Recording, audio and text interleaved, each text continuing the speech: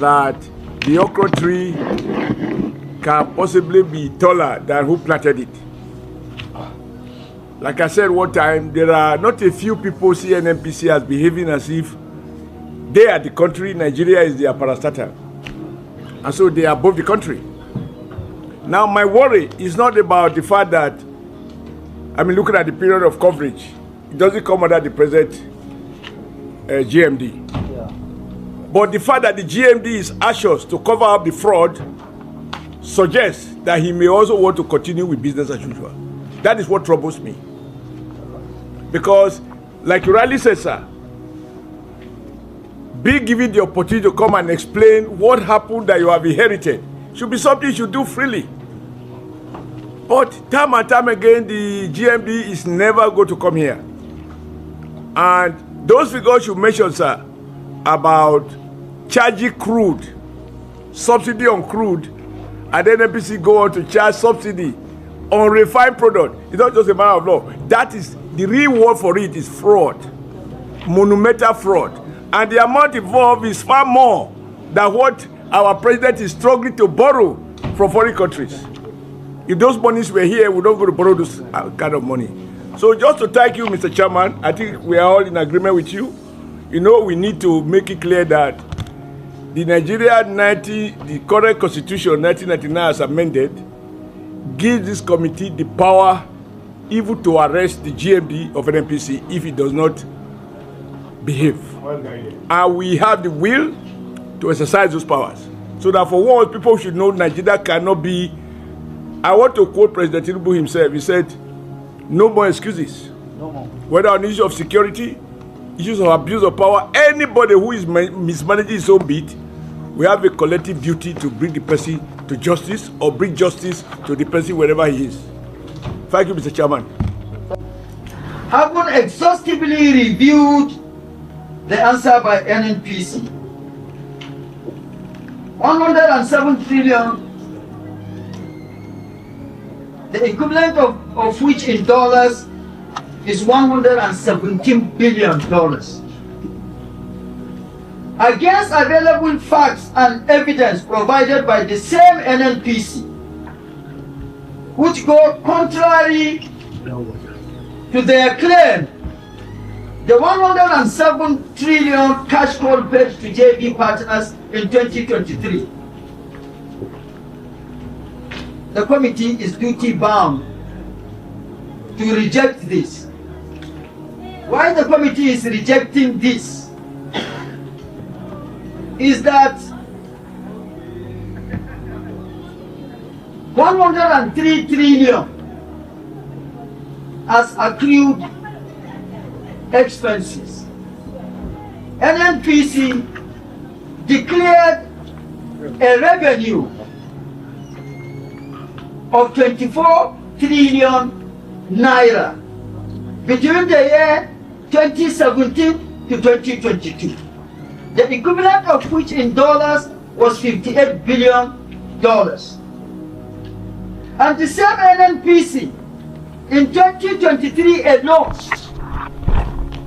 claimed to have paid 103 trillion to their JV partners based on cash call. Two things here. One, cash call was abolished, so to say, if I may use that word, in 2026 by late President, but in 2016, sorry. Crude of 24 trillion. Now you are paying 103 trillion naira to your JV partners without telling us the quantum of crude that justified that payment. And how on earth can anybody give what he or she does not have? Where did NNPC get 103 trillion to have paid to its JV partners in only 1 year? 17 years. Sir? $117 billion. $117 billion. So as far as this committee is concerned, that figure 103 trillion is unacceptable, is not justified, because cash call was stopped or abolished in 2016. And now in 2023, you are coming under the umbrella of cash call to say you had paid 103 trillion in just a year. So for that, this committee is not accepting that figure, and that 103 trillion must be returned to Treasury by NNPC, but that shall be concluded when NNPC appears here. At this point, the committee deems it pertinent to come public so that we keep the public abreast and for the public to know we have not just gone quiet. We've been studying, brainstorming, so that when we face the public, we face them from angle of education, information, education, and enlightenment. That is on the 103 3 trillion. 107 trillion. The 107 trillion, which constitutes receivables by NNPC. Receivables here in accounting stands for assets. Expenses stand for liabilities. We have thrown light on the liability aspect of, or the liabilities aspect of it. Now the assets. NNPC claimed, and of course still claims, that this 107 receivables are part of it. Part of that figure was with some defunct banks. None of the banks was mentioned by NNPC. We don't know.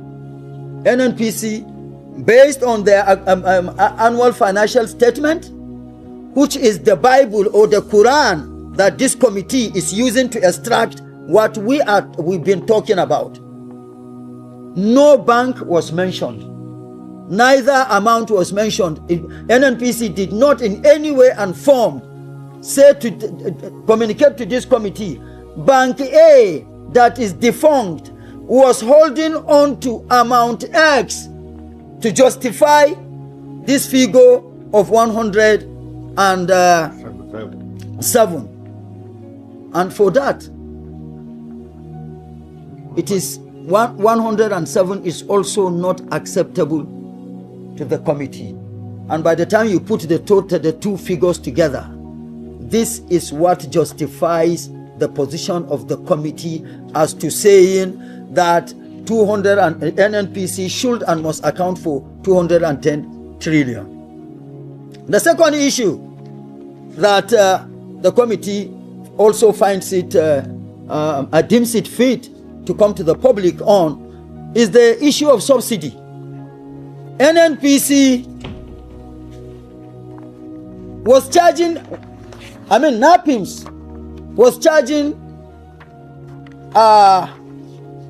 subsidy on petroleum products, while NAPIMS was charging subsidy on crude, which is illegal. There is nowhere in the confines or the rules of engagement that subsidy was and is still, and I don't think shall, be allowed to be charged on crude oil. And then NAPIMS was charging between the year 2017 to 2021.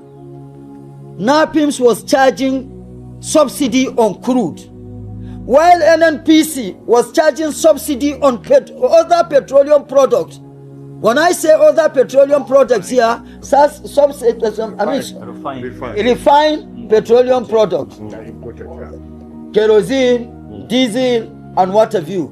And within the rules of engagement, there is nowhere that NNPC was allowed to charge subsidy on. And each of these, between the years in question, and the facts are there in their annual financial statement between 2017 to 2021.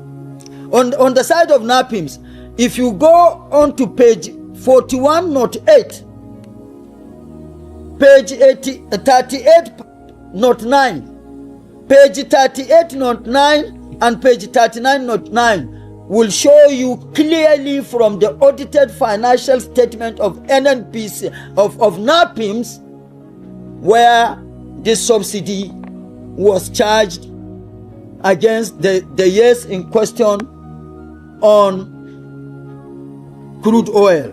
And on the side of NNPC, on pages 59 note 8.1, page 58 note 8.1 as well, page 57 note 8.1, and page 56 note 8.1, you will see from the audited financial statement of NNPC where this subsidy was charged against refined products.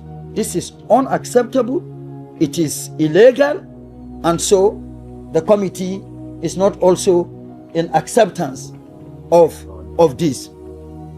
For the purpose of clarity, the committee finds it important today to come to you, that is to the public, with just these two, and to say that if for any reason the present management of NNPC is having difficulty in garnering the wherewithal to provide acceptable answers to this committee, it is better NNPC comes up to it, so that the committee will now find ways to subpoena the former officials of NNPC and NAPIMS, because these issues cannot be swept under the carpet. For NAPIMS in particular, NAPIMS is a department by extension of NNPC. So NAPIMS by law cannot maintain an independent account from that of NNPC. But from what we have, NAPIMS has been on record going by the annual financial statement of NNPC from 2017 to 2023 clearly shows NAPIMS as an independent entity, which of course by law it is not. And so, distinguished colleagues, at this point, I think unless any of the members has a comment to add to this, or further, additional information to bring the public up to date on this long-awaited issue, and within the shortest possible time, the management of NNPC, and as a result of what has just happened today, the magnanimity and understanding that this committee has always extended to NNPC to allow for representation is no more. At any point, this committee invites NNPC, the chief executive of NNPC, should and must appear before this committee. Wherever he is or will be, particularly if it is outside the country, he will be where he is only on the grounds of the fact that he is the chief executive of NNPC. If he was not appointed by President Oshiomhole Tinubu, nobody would have called him. But if he's within here, and for some reasons, the number one citizen of the country calls him or invites him or assigns him to do whatever, this committee can extend understanding. Otherwise, to be out of the country, I don't think is an excuse, will not be accepted by this committee anymore as an excuse. At this point,